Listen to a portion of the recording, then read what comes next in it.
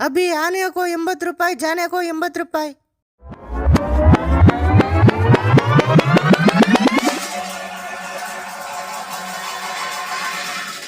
ಹೇಯ್, ಏನಪ್ಪ ಅದು ಒಳಗಡೆ ಗಲಾಟೆ?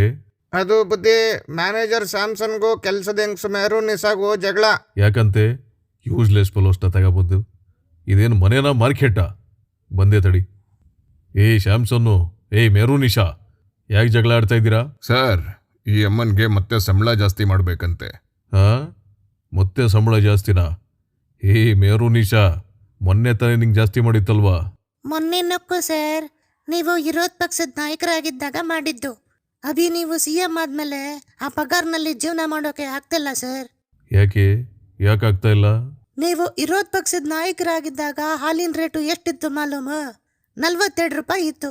ಇವಾಗ 56 ರೂಪಾಯಿ ಆಗೈತೆ. 100 ರೂಪಾಯಿ ಇದ್ದಿದ್ದ ಅಡುಗೆ ಎಣ್ಣೆ ರೇಟು ಇವಾಗ 160 ರೂಪಾಯಿ ಆಗೈತೆ.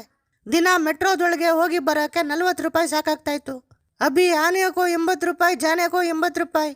ಇನ್ನು ತರಕಾರಿ, ಚಿಕನ್ನು, ಮಟನ್ನು, ಫಿಶ್ ರೇಟು ಕೇಳಲೇಬೇಡಿ. ಬಹುತ್ ಮೆಹಂಗಾ ಸಾಬ್, ಬಹುತ್ ಮೆಹಂಗಾ. ಮೆಟ್ರೋದಾಗ ಯಾಕೆ ಬತ್ತೀಯಾ?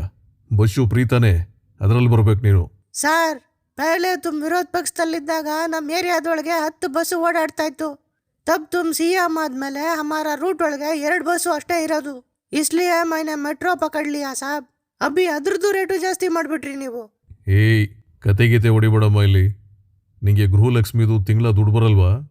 ಅನ್ನ ಬಗ್ಗೆದ್ದು ಅಕ್ಕಿದು ದುಡ್ಡು ಬರಲ್ವಾ? ನಕ್ಕೋ ಸರ್, ಗೃಹಲಕ್ಷ್ಮಿದು ದುಡ್ಡು ಬರೋದು ನಿಂತೋಗ್ಬಿಟ್ಟು 8 ತಿಂಗಳಾಯ್ತು.